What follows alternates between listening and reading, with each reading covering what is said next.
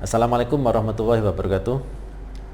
Ananda mahasiswa Filkom Sistem Informasi kelas Pendidikan Karakter yang dirahmati Allah. Video ini saya rekam untuk melengkapi tentang pembahasan kunci sukses yang pertama, yaitu iman dan ilmu. Pada video di channel YouTube itu baru menjelaskan iman dan ilmu berdasarkan pada ayat suci Al-Quran, yaitu Iqra' bismi rabbikal ladzi khalaq, yang mana ayat itu merupakan dasar hukum yang utama ataupun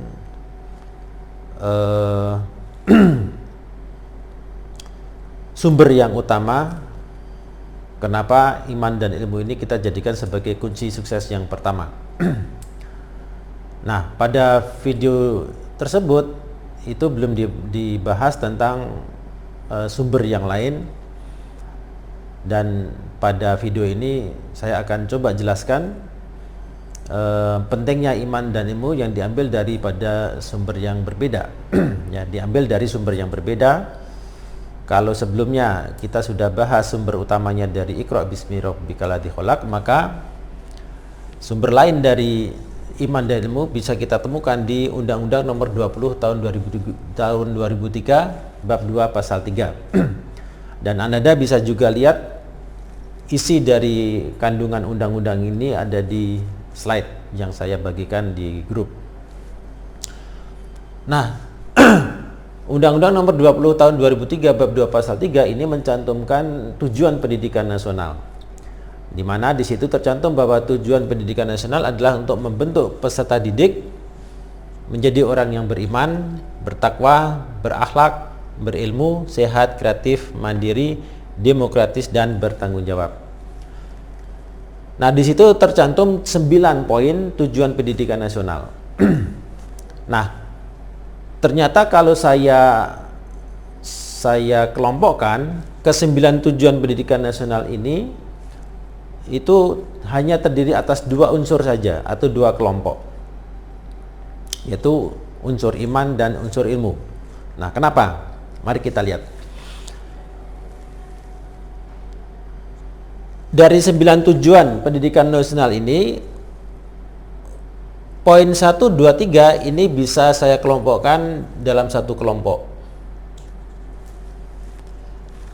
Ya, kenapa? Karena beriman, bertakwa, dan berakhlak itu belum berkaitan dengan IQ.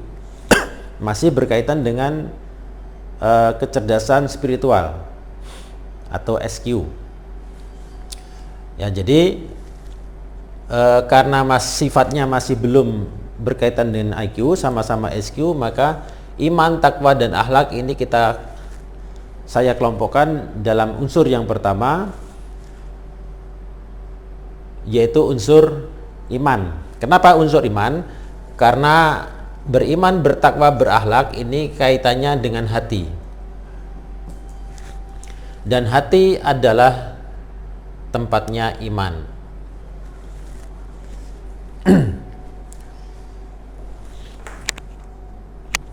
Ya, saya salah ngambil spidol. Nah, mulai urutan keempat sampai 9 ini saya kelompokkan dalam kelompok yang kedua. Kenapa?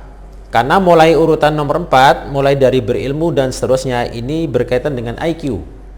Ya, jadi baru urutan keempat lah tujuan pendidikan nasional ini berkaitan dengan IQ. Dimulai dari berilmu, sehat, kreatif, mandiri, demokratis, dan bertanggung jawab. Ya, jadi kalau yang urutan 1 sampai 3 berkaitan dengan hati, maka urutan keempat sampai 9 ini berkaitan dengan akal.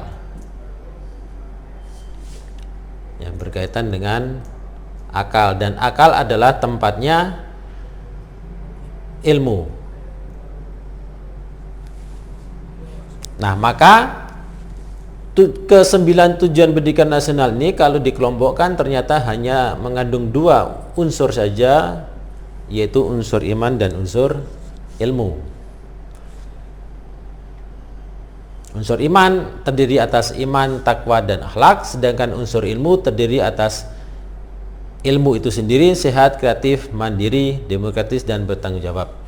Kenapa urutan 1 dan sampai 3 ini kita masukkan unsur iman? Kok dikelompokkan dan unsur iman?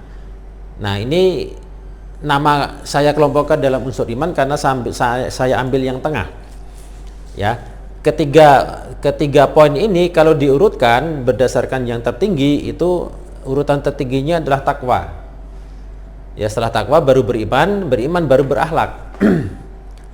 Ya, jadi urutannya adalah akhlak. Yang tertinggi adalah takwa. Ya, karena takwa itu adalah pencapaian tertinggi dari iman. Nah, untuk mencapai takwa itu syaratnya iman. Ya, ingat perintah berpuasa, ya ayyuhalladzina amanu kutiba alaikumusiyam. Jadi yang dipanggil Allah untuk berpuasa adalah orang yang beriman, syaratnya beriman. Lalu belakangnya kama kutiba alal ladzina min qablikum la'alakum tattaqun, supaya engkau menjadi orang bertakwa. Jadi syaratnya iman, tujuannya takwa. Maka takwa adalah pencapaian tertinggi dari iman. Maka yang tertinggi adalah takwa, kemudian iman. Jalan untuk bisa menjadi orang beriman adalah dengan berakhlak. Nah, akhlak adalah jalannya. Nah, jadi urutannya adalah akhlak, iman, takwa. Nah, sehingga saya ambil yang tengahnya, yaitu iman. Nah, maka kelompok yang pertama kita masukkan ke dalam kelompok iman. Yang kelompok kedua, kenapa saya masukkan kelompok ilmu? Karena berapa nih? 6 ya. Ke-6 poin ini semuanya bermuara ke ilmu. Ya, muaranya itu atau pusatnya ke ilmu. Ya, kita cek. Ya ya kalau berilmu kan memang itu pusatnya. Nah, sehat ini muaranya ke ilmu. Kenapa?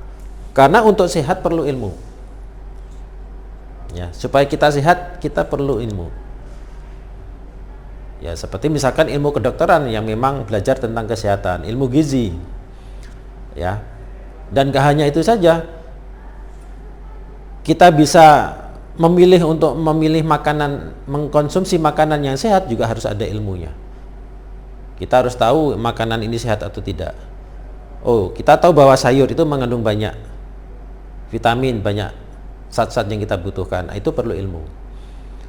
Oh, kita tahu bahwa makanan ini banyak mengandung zat-zat yang berbahaya. Nah, itu juga perlu ilmu. Jadi untuk sehat kita perlu ilmu. Kemudian kreatif pun juga perlu ilmu. Apa contohnya? Ya, banyak sekali. Ya, pada dasarnya seseorang membuat sesuatu itu perlu kreativitas. Ya, orang membuat HP, orang membuat perabot meja kursi, orang menggambar. Ya, apapun yang dibuat oleh manusia itu perlu kreativitas. Ya, termasuk orang masak. Ya, sekedar membuat masak, goreng telur saja itu perlu ilmu. Ya. Menjahit baju. Ya, coba kalau yang nggak tahu caranya atau ilmunya menjahit baju, maka nggak akan bisa membuat baju. Yang orang yang memiliki ilmu menjahit adalah tukang jahit. Nah, jadi untuk kreatif perlu ilmu. Mandiri ini juga perlu ilmu. Apa contohnya? Contohnya yang mudah adalah anak kos. Anak kos itu kan dituntut mandiri. Ya, seperti saya dulu waktu masih kuliah S1 juga kos di Parak Lawisana, itu saya betul-betul mandiri. Masak sendiri, ya, belanja ke pasar sendiri, mandi, ya kalau mandi sendiri, masa dimandiin. Ya, jadi apa-apa saya kerjakan sendiri. Nah,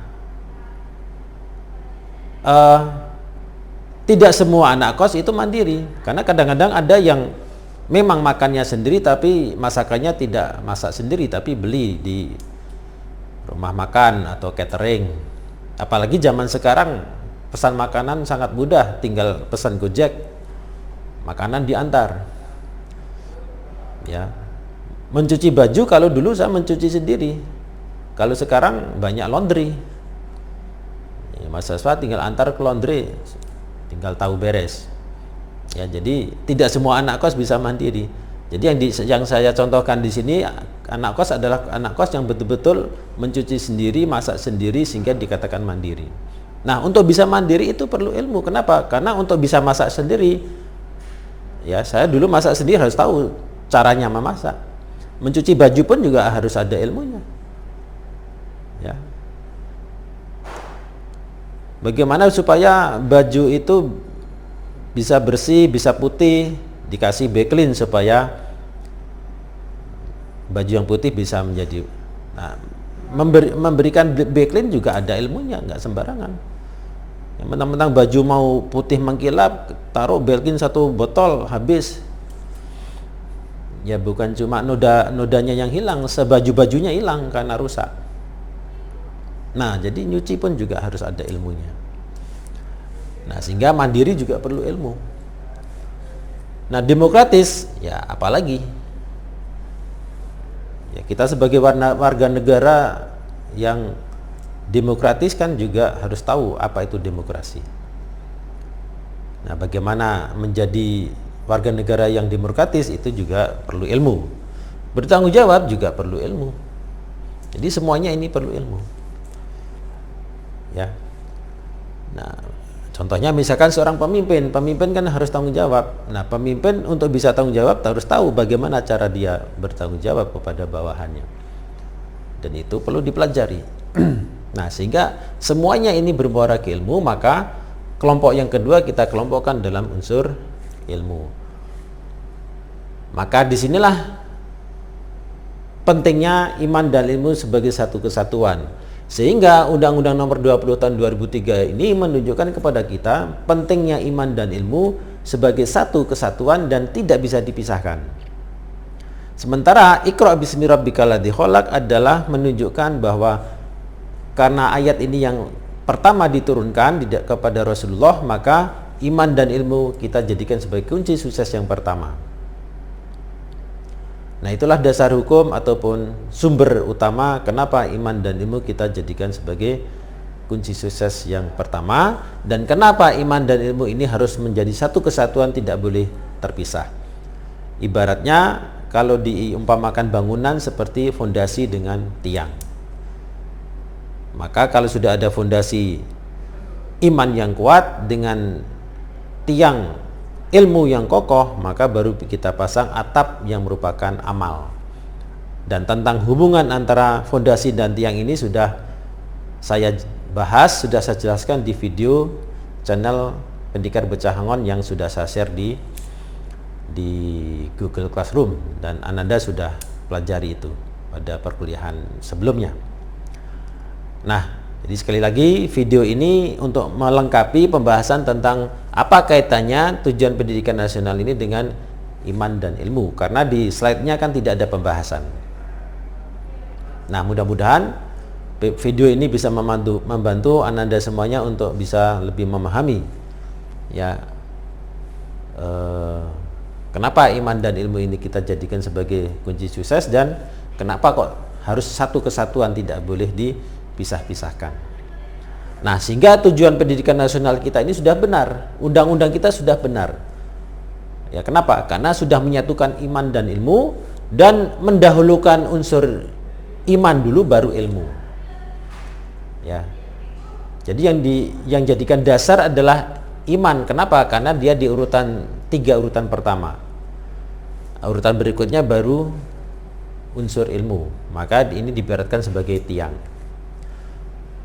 Nah, maka kita bersyukur tujuan pendidikan nasional kita di dalam undang-undang ini sudah benar. Cuma prakteknya bagaimana, Ananda? Ini yang perlu kita pikirkan, perlu kita renungkan. Kira-kira praktek pendidikan nasional kita sudah sesuai dengan undang-undang atau belum?